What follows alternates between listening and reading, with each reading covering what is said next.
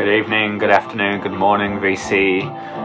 Hope you're doing well. Welcome back. Happy weekend. Just thought I'd jump on and do a bit of a recent spins / recent arrivals. Just a quick mixed bag of stuff that I've been into at the moment. This is what's on in the background. A favorite of mine for a long time. This is Lard Free with Richard Pinhouse of Helden. It's called I'm Around About Midnight. I will get a copyright strike on this for sure, so I do apologise for the annoying ads that you won't be able to skip. I don't make any money off them, but it's kind of worth it just to have the music on in the background. This is a reissue on Wahlias. I think from a few years ago. Oh no, I'm lying to you. It's actually a reissue on Replica Records. But yeah, this is a fantastic record. You can hear it for yourself. I'll turn down a little bit. Anyway, yeah, I guess we'll get into the records. I haven't got much to say really. This is something I picked up recently. Is a nice copy of this wonderful Roy Ayers record, Coffy. Can't really go wrong with Roy Ayers, but you know, I'm not going to say I've heard everything, but of what I've heard, this is one that I really do enjoy. Kind of a classic blaxploitation soundtrack. If you like Superfly by Curtis Mayfield, this one is right up there. Wonderful vibraphone playing, super cool. I was playing this classic here. This is Bobbi Humphrey, Blacks and Blues. I'm sure a lot of you know this, or if you don't know, you should really check it out. Check out the wonderful, groovy, breezy Harlem River Drive. Killer Blue Note record, and an amazing cover. Really talented. Now this is a recent find, and one that has honestly been on my list for about 10-15 years. I mean that. This is Section 25 from The Hip. When I was sort of like in my late teens, early 20s, learning about design, actually I'm going to get a book. Give me a second. I was really into the artwork of Factory Records and stuff like that, and Peter Saville, and this artwork really spoke to me. I'm going to get the book actually, one sec. I'm not sure if I've shown this before on the channel, but yeah, I bought this many years ago, and it really blew my mind. It's basically Factory Records, the complete graphic album. And it just goes through a lot of design elements. Like, look at that. Absolutely fantastic. The New Order stuff. Happy Mondays there. I should really look through this again because yeah, it's a killer. What we got here? A certain ratio.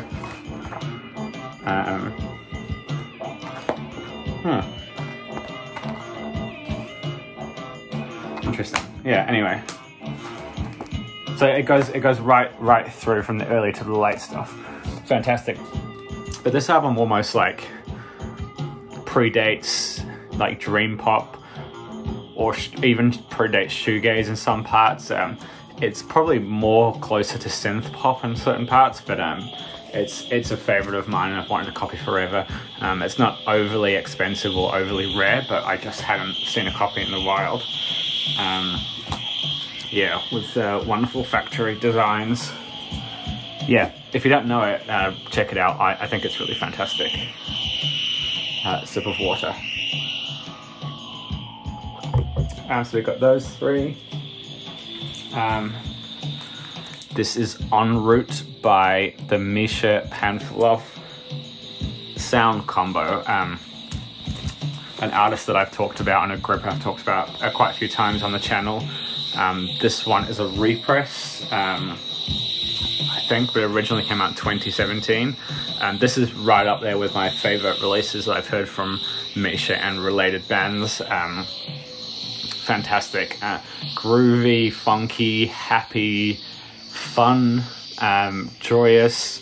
It's all in here. Really happy to grab a copy of this at Herbs, which is the mobile record truck here in Wellington. Ben always has stuff from this label Funk Night in. Yeah, so I'm really happy to grab that. Killer stuff. Alright, got a few little reggae bits here. I was playing this earlier. This is Starship Africa by Creation Rebel. I think it originally came out in 1978, and this is a 1980 repress on New Sound. So the original has a color cover, but this is completely black and white. Fantastic dub record. Kind of trippy, kind of spacey. It sounds like, I think, Rastas in space. I can kind of understand why On New Sound wanted to put this out and reissue it. If you know, like, the On New Sound stuff generally has a really experimental, almost like metallic sound to it, and like this kind of fits with the On New Sound sort of aesthetic really well. Fantastic dub album, Creation Rebel. On the opposite end of the dub reggae cycle is this, which is a copy I picked up recently. This is the Mighty Diamonds, When the Right Time Comes, I Need a Roof. Now this is, I think this was released in, I could be wrong, the UK and the US with a different cover, just called Right Time. And the artwork I really hate on it, so I'd always been out for a copy with this on it, which I think is what the Jamaican pressings came out with originally. I think this is like a 80s or 90s, I don't know, Channel 1 pressing. I can never really tell with the Jamaican stuff, but this is just a, you know, I'm sure lots of you know the record, you'll know the tracks. Absolutely wonderful, gorgeous vocal roots reggae record. Really stripped down, all about the melodies, all about the vocals. Nothing fancy going on here, just like really strong, immediate songs and tunes. Yeah, beautiful stuff. Kind of a classic, if you ask me. This is kind of an unusual one, and one that I discovered through Spotify. This is Revelators sound system. And it doesn't really fit in any genre. It's kind of a very sort of like, you know, the times we're in now in terms of lots of genres really melting and mishing and mashing together. Now, hard to describe, but this is kind of a side project of the kind of like indie country folky band His Golden Messenger. But yeah, this is called Revelators sound system. And what is it? It's kind of like a cross between spiritual jazz, ambient music, and dubby parts all mixed into one. It kind of reminds me of kind of like a spaced out version of some of the more, yeah, I guess like the Alice Coltrane bits and pieces, but kind of spaced out and more ambient. Really cool. The first track kind of has a bit of a hip hop beat, and it's kind of like, it's the weakest track for me, but there's 2 or 3 absolutely stunning, wonderful things on here. But yeah, check it out, Revelators sound system. I think this came out a couple of years ago. I want to say 2022. I really enjoy it. I've been listening to it on Spotify a lot, especially when I've been working. And I popped into a record store a few weeks ago and they had a sale bin, and this was like 60, I think it was 60% off, so I got it for $20, which was fantastic. What else have we got? Okay, so at the same store, I picked up this here. Now, yes, look at that cover. This is a record that somebody who used to make videos and was very influential but doesn't anymore, called Ted Eat Sleep Vinyl. Maybe lots of people that watch this channel probably know Teddy, but a lot of, you know, we need him back in the VC. He was definitely the voice of guidance and reason and education, just a real true contributor to the VC. I mean, I look at the shit that's being put out now, it just, you know, we were once a community of real people just genuinely talking about a passion for music. And I miss being able to watch Teddy videos and literally write down everything and learn everything. You know, there's only a handful of people. Anyway, it's a whole sidetrack.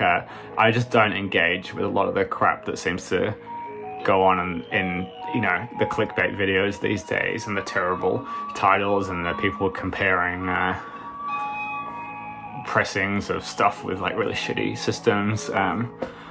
Anyway, that's a whole sidetrack. So Teddy said to me very early on in my jazz journey, you have to listen to this record and understand this record, because it's very easy and chill to listen to, but there's a lot of really interesting stuff. So this is kind of like West Coast jazz. It's got Jim Hall on here on guitar, Jimmy Giuffre, and who is the bass player? Anyway, beautiful, beautiful record. It's kind of easy to listen to, but super interesting. Kind of a template for almost like the Third Stream stuff that was coming a few years later. This came out in 1957, but it's absolutely fantastic. Cheap record, and absolutely worth checking out. Gorgeous, but just really unusual compositions. It's mainly clarinet, bass, and guitar, so that gives you an idea of how unusual the instrumentation is. Fantastic. This one I was playing this morning while I had my coffee. It's one that I picked up when I was out in San Francisco last year. I was out in Berkeley, and I grabbed this for really, really cheap. Dexter Gordon, Tower of Power. Absolutely just wonderful classic on Prestige there. Easy to digest, easy to listen to, swinging and grooving. Really like it. I'm just going to switch the side over. All right, we are back with side 2. And what we have here is David Grubbs' The Thicket on Drag City from 1998, 1999. David Grubbs being the main, well, one of the main, well, half of Gastro del Sol. Amazing band. This is something that I didn't know really that well. In fact, I didn't really know this album at all, but I saw it cheap in a bin here in a record store in Wellington. So I just grabbed it. It was like 25 bucks, I think, on Drag City. Thought I'd give it a go. It's pretty good. It's kind of like one of those things where it just immediately he's just so, it just sounds immediately like, kind of like Gastro del Sol, but almost not as good. I don't know how to describe it. I think it's definitely interesting enough and worth a listen. I'm glad I grabbed it.